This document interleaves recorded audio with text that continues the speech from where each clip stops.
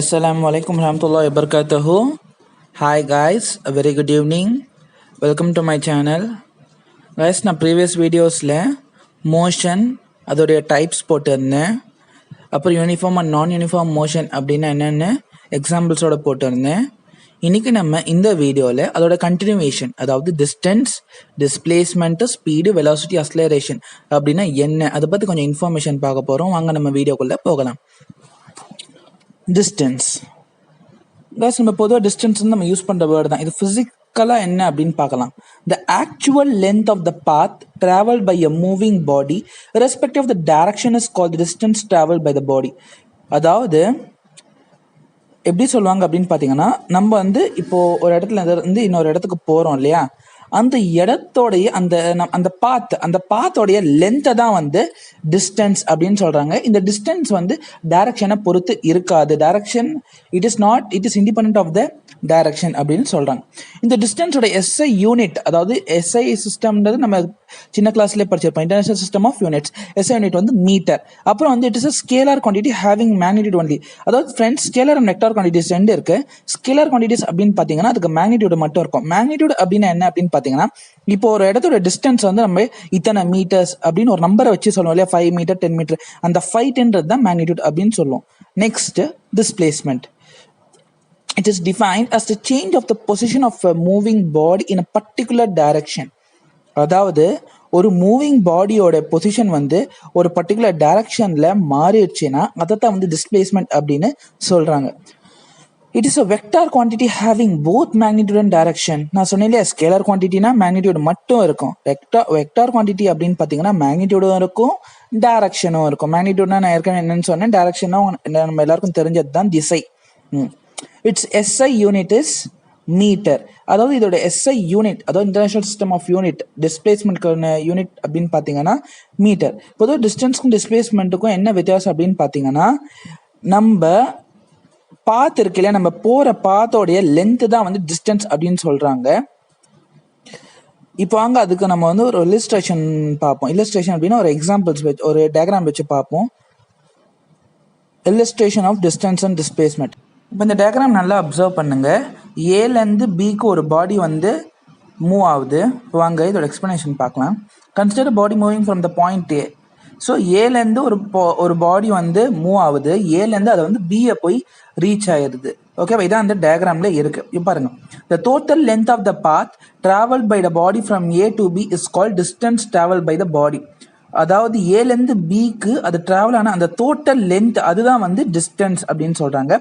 அந்த straight line AB இருக்கு இல்லையா, அதோட லென்த் டிஸ்பிளேஸ்மெண்ட் அப்படின்னு சொல்றாங்க. இப்போ இந்த டயக்ராம் வச்சு நம்ம பார்க்க போறோம். பாருங்க, அதாவது டோட்டல் லென்த், அதாவது இந்த ப்ளூ கலர்ல நான் கொடுத்துருக்கேன் பாருங்க, ப்ளூ கலர்ல ஒரு கர்வ் மாதிரி. ஸோ ஏலேருந்து அது பிக்கு ஒரு கர்வ் மாதிரி நான் கொடுத்துருக்கேன் பாருங்க. அந்த ப்ளூ கலர்ல இருக்கு பாருங்க, அதுதான் distance travel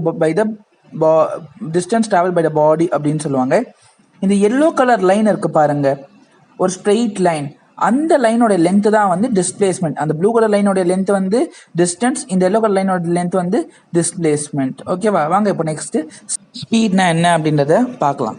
speed is the quantity which shows how fast the body is moving. அதாவது ஸ்பீடுன்றது என்ன அப்படின்னு பார்த்தீங்கன்னா, ஒரு பாடி மூவ் ஆகிட்டு இருக்கு, அந்த பாடி எவ்வளோ ஃபாஸ்ட்டாக மூவ் ஆகுது, இதை ரெப்ரசென்ட் பண்ணக்கூடிய அந்த குவான்டிட்டியை தான் நம்ம ஸ்பீட் அப்படின்னு சொல்லுவோம்.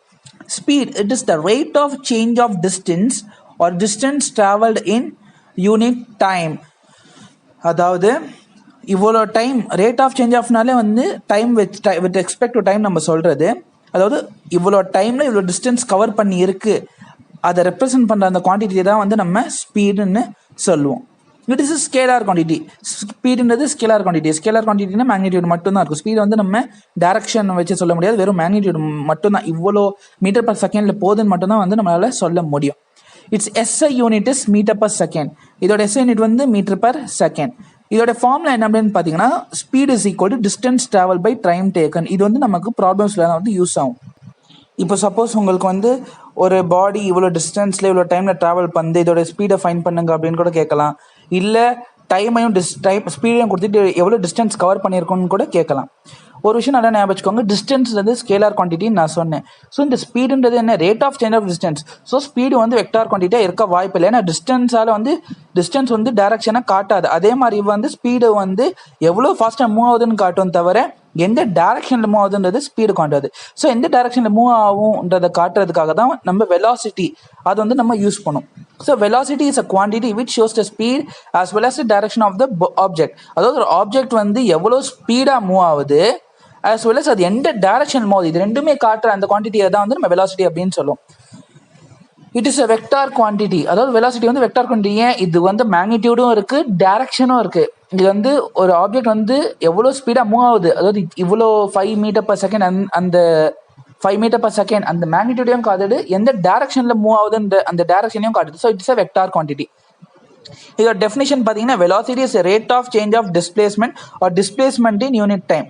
அதாவது இவ்வளோ டைமில் இவ்வளோ டிஸ்பிளேஸ்மெண்ட்டை நம்ம கவர் பண்ணியிருக்கோம், அதுதான் வந்து வெலாசிட்டியோட டெஃபினிஷன் அப்படின்னு சொல்லுவோம். Its unit is metre per second. இதோட யூனிட் வந்து மீட்டர் பர் செகண்ட். இதோட ஃபார்ம் என்ன, velocity is equal to displacement by time taken. இதை நோட் பண்ணிக்கோங்க, இது கூட வந்து உங்களுக்கு ப்ராப்ளம்ஸில் கேட்கலாம். அடுத்த டாபிக் என்ன அப்படின்னு பார்த்தீங்கன்னா, அக்ஸலரேஷன். அதாவது acceleration is the rate of change of velocity or it is the change of velocity in unit to time. அதனால ஞாபகம், rate of change of அப்படின்னு வந்தாலே with respect to time அப்படின்னு அர்த்தம். ஓகேவா? So rate of change of velocity or it is a change in velocity in unit time. Change in velocity, அது change in velocityனா ஒன்றும் இல்லை, அதாவது final velocity minus initial velocity. அதாவது இப்போ ஒரு பாடி மூவ் ஆகும்போது வந்து அது மூவ் ஆக ஸ்டார்ட் ஆகும்போது ஒரு வெலாசிட்டி இருக்கும் பார்த்தியா, அதை தான் வந்து நம்ம இனிஷியல் வெலாசிட்டி அப்படின்னு சொல்லுவோம். அது மூவ் ஆகி ஃபைனலாக ரீச் ஆகும்போது அதோட வெலாசிட்டி சேமாக இருக்காது, கொஞ்சம் மாறும். ஸோ அந்த டைமில் வந்து அதோட வெலாசிட்டி வந்து ஃபைனல் வெலாசிட்டி அப்படின்னு சொல்லுவோம். ஸோ இந்த சேஞ்ச் ஆஃப் வெலாசிட்டி அப்படின்னா final velocity minus initial velocity அப்படின்னு சொல்லுவாங்க. ஸோ இங்கே நான் கீழே கொடுத்துருக்கேன் பாருங்க, acceleration is equal to change in velocity by time, that is final velocity minus initial velocity by time அப்படின்னு சொல்லுவாங்க. இந்த acceleration it is a vector quantity. இந்த அக்ஸலரேஷன்றது வந்து vector quantity. It's SI unit is metre per second square. அதாவது m/s square அப்படின்னு கூட எழுதலாம், ஆர் ms பவர் -2 அப்படின்னு கூட எழுதலாம். இது வந்து இன் டேர்ம்ஸ் ஆஃப் வேரியபிள்ஸ் எப்படி சொல்லுவாங்க, அக்ஸலரேஷன் வந்து நம்ம ஸ்மால் a வச்சு ரெப்ரசென்ட் பண்ணுவோம். ஃபைனல் வெலாசிட்டினா v, இனிஷியல் வெலாசிட்டினா u, tன்றது டைம். ஓகே, இப்போ அடுத்ததா நெகட்டிவ் அக்ஸலரேஷன், அதாவது டீசலரேஷன் ஆர் ரிட்டார்டேஷன் அப்படின்னா என்னன்றதை பார்ப்போம். Consider situation in which a body moves in a straight line without reversing its direction. இப்போ ஒரு சிச்சுவேஷனில் என்ன அப்படின்னு பார்த்தீங்கன்னா, ஒரு பாடி அது வந்து ஸ்ட்ரெயிட்டாக போயிட்டே இருக்கு, ஸ்ட்ரெயிட் லைனில் போகுது, அதோட டைரக்ஷனை வந்து மாற்றாமல் போயிட்டே இருக்கு. இந்த கேஸில் என்ன ஆகும், ஃபைனல் வெலாசிட்டி வந்து இனிஷியல் வெலாசிட்டியோட அதிகமாக இருக்கும், அதாவது தொடக்கத்தில் இருந்த வெலாசிட்டி வந்து குறைவாக இருக்கும் அப்படின்னு சொல்கிறாங்க. ஸோ இந்த கேஸில் வந்து ஃபைனல் வெலாசிட்டி வந்து இனிஷியல் வெலாசிட்டியோட அதிகமாக இருக்கும். ஸோ இப்படி இருக்கும்போது என்ன அப்படின்னு பார்த்தீங்கன்னா, டைம் இன்க்ரீஸ் ஆக அதாவது இதுக்கு என்ன meaning, v is greater than u, அதாவது ஃபைனல் வெலாசிட்டியோ வந்து இனிஷியல் வெலாசிட்டியோட அதிகமாக இருக்குது அப்படின்னா நம்ம இதை எப்படி சொல்லலாம், அதாவது டைம் இன்க்ரீஸ் ஆக வெலாசிட்டி வந்து இன்க்ரீஸ் ஆகுது. ஸோ இந்த மாதிரி கேஸில் வந்து நமக்கு பாசிட்டிவ் அக்ஸலரேஷன் கிடைக்கும். இதே வந்து இன்னொரு கேஸும் இருக்கு. சப்போஸ் ஃபைனல் வெலாசிட்டியோட இனிஷியல் வெலாசிட்டி சப்போஸ் அதிகமாக இருந்துச்சு அப்படின்னா அந்த மாதிரி டைமில் என்ன ஆகும் அப்படின்னு பார்த்தீங்கன்னா, டைம் இன்க்ரீஸ் ஆக வெலாசிட்டி வந்து கம்மி ஆகிட்டே வரும். ஸோ இந்த மாதிரி கேஸில் நமக்கு அக்ஸலரேஷன் கிடைக்கிறது வந்து நெகட்டிவாக இருக்கும் அப்படின்னு சொல்கிறாங்க. இந்த நெகட்டிவ் அக்ஸலரேஷனுக்கு பேர் தான் வந்து ரிட்டார்டேஷன் ஆர் டிசலரேஷன் அப்படின்னு சொல்லுவாங்க. இப்போ ஃபார் எக்ஸாம்பிள் நம்ம கிடைச்ச அக்ஸலரேஷன் வந்து 2 மீட்டர் பர் செகண்ட் அப்படின்னு பார்த்தீங்கன்னா, இதோட நெகட்டிவ் அக்ஸலரேஷன் வந்து -2 மீட்டர் பர் செகண்ட் ஸ்கொயர். ஓகேவா? Next, so finally in this module you have learned about, இந்த வீடியோவில் நீங்கள் நம்ம எதை பற்றி பார்த்தோம் அப்படின்ற ஒரு சம்மரி பார்க்கலாம். Distance is the actual length of the path traveled by a moving body irrespective of the direction. அதாவது டிஸ்டன்ஸ்னது வந்து ஒரு மூவிங் பாடி டிராவல் பண்ணுற அந்த பாத், அதை தான் வந்து டிஸ்டன்ஸ் அப்படின்னு சொல்லுவாங்க. டிஸ்டன்ஸ் வந்து டைரக்ஷனை பொறுத்து இருக்காது. டிஸ்பிளேஸ்மெண்ட்ன்றது என்னது, ஒரு மூவிங் பாடியோட பொசிஷன் வந்து டைரக்ஷனை பொறுத்து மாறிடுச்சுன்னா அதுதான் டிஸ்பிளேஸ்மெண்ட் அப்படின்னு சொல்கிறாங்க. ஸ்பீடுன்றது வந்து இவ்வளோ டைமில் எவ்வளோ டிஸ்டன்ஸ் ஒரு பாடி கவர் பண்ணிச்சு, அதுதான் வந்து ஸ்பீடு. அதோட யூனிட் மீட்டர், அதோட யூனிட் குவான்டிட்டிலாம் நம்ம பார்த்தோம். வெலாசிட்டின்னா என்ன? இவ்வளோ யூனிட் டைமில் ஒரு பாடி எவ்வளோ டிஸ்பிளேஸ்மெண்ட்டை கவர் பண்ணுச்சு, அதுதான் வெலாசிட்டி அப்படின்னு சொல்லுவாங்க. அஸ்லரேஷன் என்ன அப்படின்னு பார்த்தோம். Rate of change of velocity or change in velocity in unit time, இதான் அஸ்லரேஷன். நெக்ஸ்ட் நெகட்டிவ் அஸ்லரேஷன் அப்படின்றது retardation or deceleration. Retardation or டிஸ்லரேஷனுடைய என்ன, அதாவது if velocity decreases with time increase ஆக வெலாசிட்டி கம்மியாச்சு அப்படின்னு பார்த்தீங்கன்னா அப்போ நமக்கு அஸ்லரேஷன் நெகட்டிவாக கிடைக்கும். ஸோ இந்த நெகட்டிவ் அஸ்லரேஷனுக்கு பேர் தான் ரிட்டார்டேஷன் ஆர் டிசலரேஷன். ஸோ இந்த வீடியோவில் நம்ம இந்த எல்லாத்தோடைய குவான்டிட்டிஸு, இதோட SI யூனிட்ஸு, இதோட ஃபார்முலாஸ்லாம் பார்த்தோம். இந்த வீடியோ உங்களுக்கு பிடிச்சிருக்கும்னு நம்புகிறேன். இந்த வீடியோ உங்களுக்கு பிடிச்சிருந்துச்சுன்னா லைக் பண்ணுங்கள், கமெண்ட் பண்ணுங்கள், ஷேர் பண்ணுங்கள், சப்ஸ்கிரைப் பண்ணுங்கள், மறக்காமல் பெல் ஐக்கானை கிளிக் பண்ணுங்கள். தேங்க்ஸ் ஃபார் வாட்சிங். பாய்.